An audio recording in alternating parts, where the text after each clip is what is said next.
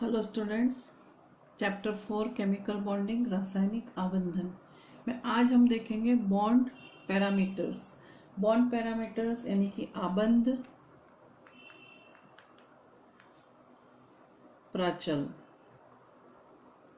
हिंदी में कहते हैं इसको। इसमें सबसे पहले जो होता है वो लेते हैं हम बॉन्ड लेंथ। बॉन्ड लेंथ यानी आबंध लंबाई।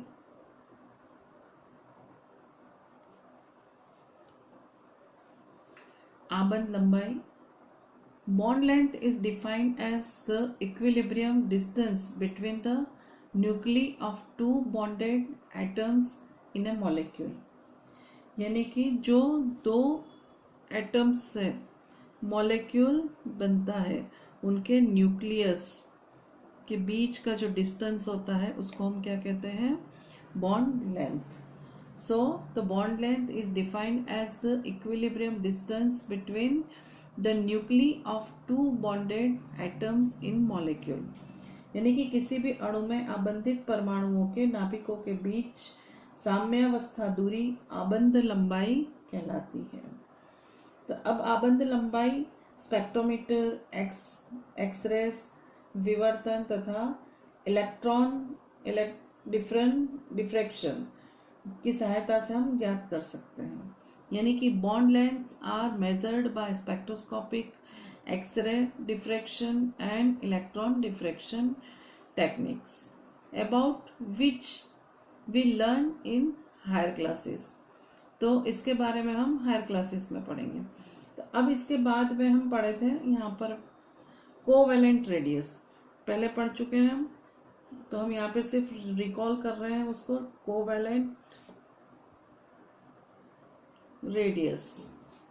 तो covalent radius is measured approximately as the radius of an atom's core which is in contact with the core of an adjacent atom in a bonded situation। यानी कि आबंधित अवस्था में किसी परमाणुओं के क्रोड जो होते हैं, यानी कि बाहर की किनार जो होती है, कोर संलग्न परमाणु के क्रोड के संपर्क में होता है, उसकी त्रिज्या, उसकी सहसंयोजित त्रिज्या मानी जाती है। तो ये चीज जब हम पढ़े थे तो उसको हम डायग्राम के मदद से समझते हैं। तो यहाँ पे देखिए, ये दो एटम हैं जो मॉलिक्यूल फॉर्म कर रहे हैं और उनके न्यूक्लियस, जो उनके कोर दोनों एक दूसरे के क्या हो रहे हैं, यहाँ पे टच हो रहे हैं, जुड़े हुए हैं कोर से। और उनके जो न्यूक्लियस है उसके बीच का जो डिस्टेंस है उसकी हाफ वैल्यू जो होती है उसको हम क्या कहते हैं? Covalent radius. तो कोवेलेंट रेडियस क्या है ये हमें समझ में आ गया है। इसके बाद में एक चीज हम और पढ़े थे, van der Waals radius.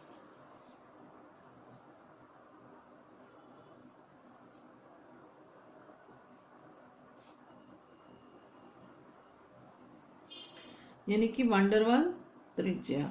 The van der Waal radius represents the overall size of atom which included its valence shell in non bonded situation. तो van der Waals radius is the half of the distance between two similar atoms in separate molecule in a solid.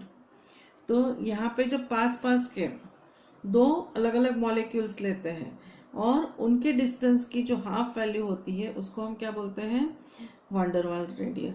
तो ये भी हम previous chapter में पढ़ चुके थे। तो इसको भी हम डायग्राम की हेल्प से समझ लेते हैं। यहाँ पे ये दो मॉलिक्यूल्स हैं, यहाँ पे इन दो मॉलिक्यूल्स में ये पास पास के हो गए।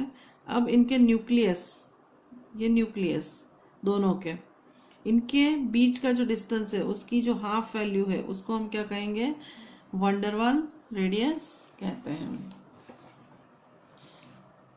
तो ये चीजें हमको क्लियर हो गई है यहाँ पे, वंडरवाल रेडियस क्या है और कोवेलेंट रेडियस क्या है। अब हम देखते हैं नया पैरामीटर है bond angle.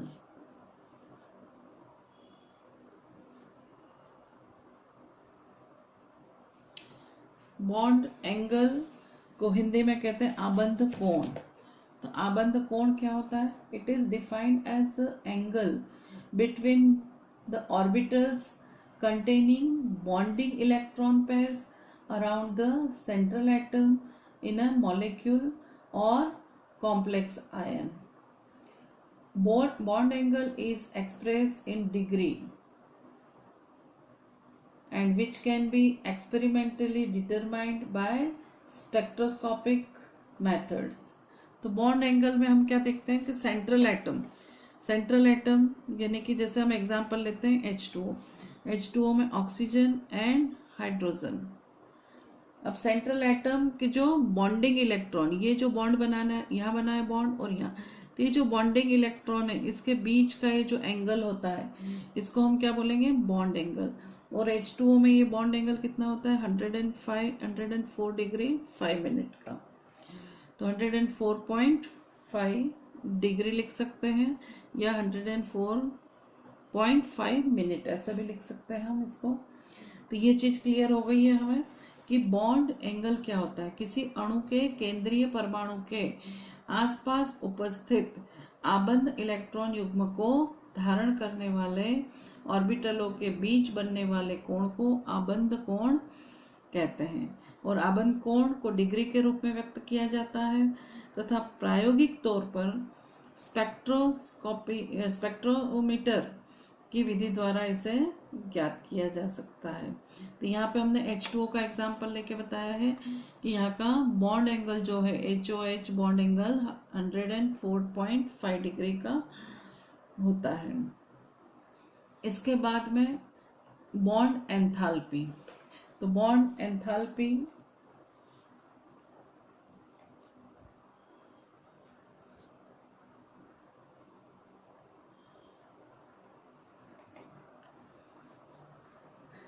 it is defined as the amount of energy required to break 1 mole of bonds of a particular type between two atoms in a gaseous state।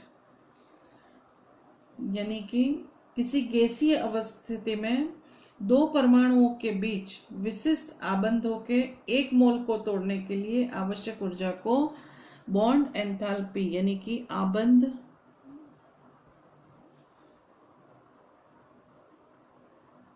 Enthalpy कहा जाता है इसमें। और आबंध एंथैल्पी का जो यूनिट होता है वो होता है किलो जूल पर मोल, यानी कि it is represented by or the unit of bond enthalpy is kilojoule per mole. So the bond enthalpy is the amount of energy required to break 1 mole of bonds of a particular type between two atoms in a gaseous state।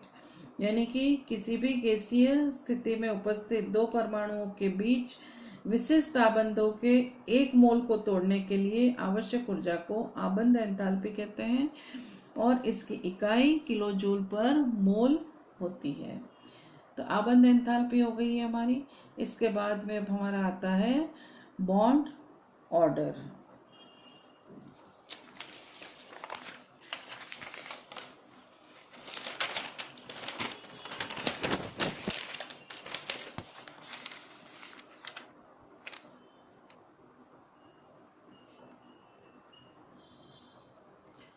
Bond order. In the Lewis description of covalent bond, the bond order is given by the number of bonds between the two atoms in a molecule। तो bond order की जब हम बात कर रहे हैं यानी कि बंध संख्या जिसको बोलते हैं, तो आबंध कोटि भी कहते हैं इसके। तो सहसंयोजी आबंध की लुईस व्याख्या के अनुसार किसी अणु में दो परमाणुओं के मध्य आबंधों की संख्या आबंध कोटि यानी कि बॉन्ड ऑर्डर कहलाती है। जैसे कि H2 में एक इलेक्ट्रॉनों H2 कैसे बनता है हमारा, H और H इन दोनों के बीच में एक इलेक्ट्रॉनों का सहभाजन होता है यानी कि कंट्रीब्यूशन होता है। तो ये सिंगल बॉन्ड होता है, तो इसकी आबंध कोटि हो गई एक। ऑक्सीजन में कितने बॉन्ड बनते हैं, 2। तो इसकी आबंध कोटि यानी कि बॉन्ड ऑर्डर हो गया 2। तो एग्जाम्पल के तौर पे हमने हाइड्रोजन और ऑक्सीजन को समझ लिया है। यहाँ पे तो सम इलेक्ट्रॉनिक अणुओं तथा आयनों में आबंध की कोटि समान होती है, जैसे कि F2 तथा O2-2। F2 में कितने इलेक्ट्रॉन है? एक F में कितने होते हैं? F atomic number is 9। Electron कितने हो गए? 2 और 7। तो आउटर मोस्ट शेल में कितने इलेक्ट्रॉन है? 7। तो ये 7 इलेक्ट्रॉन कैसे होंगे? ये 7। दूसरे फ्लोरीन के भी ये 7। तो यह दोनों के बीच में एक एक इलेक्ट्रॉन की शेयरिंग हुई है, तो यहाँ पे कौन सा बॉन्ड बना है? Single bond. तो इसका बॉन्ड ऑर्डर हो गया 1। इसी के साथ में हम दूसरा लेते हैं O2-2। O2-2 ऑक्सीजन में कितने इलेक्ट्रॉन है? 8। तो यहाँ पे एक इलेक्ट्रॉन मुझे क्या करना है? -1। दो में से एक में से -1 करूंगी तो कितने हो जाएंगे? -2। तो एक ऑक्सीजन में से एक हटाएंगे यहाँ पे हम, तो एक ऑक्सीजन कितना हो गया यहाँ पे? एक ऑक्सीजन -1 कब होगा? जब एक इलेक्ट्रॉन लेता है। तो -2 कब होगा? जब वो 2 इलेक्ट्रॉन लेता है। तो ऑक्सीजन के पास कितने इलेक्ट्रॉन है? 8। 2 ऑक्सीजन के पास कितने हो गए? 16। और 2 इलेक्ट्रॉन ये क्या करते हैं? लेते हैं। तो कितने हो जाएंगे? 18। तो इसको शेयरिंग कैसी हुई है इसकी? 2 और 6। तो 6 हुई, इसकी 8 है। तो एक इलेक्ट्रॉन इसने लिया, तो ये कितने हो गए? 2 और 7। इसी तरह से दूसरे ऑक्सीजन ने भी क्या करा है? 2 और 6 ही थे उसी के पास, लेकिन एक इलेक्ट्रॉन उसने भी लिया है, तो ये कितने हो गए? 2 और 7। एक इलेक्ट्रॉन, तो ये भी -1 हो गया, ये भी -1 हो गया। दोनों -1 यानी कि क्या हो गया? -2। तो कॉन्ट्रीब्यूशन के साथ बाहर इलेक्ट्रॉनिक कॉन्फिगरेशन के साथ सेम है। तो इस तरह से जब सम इलेक्ट्रॉनिक आयन या अणु होते हैं उसमें बॉन्ड ऑर्डर कैसा होता है? सेम होता है।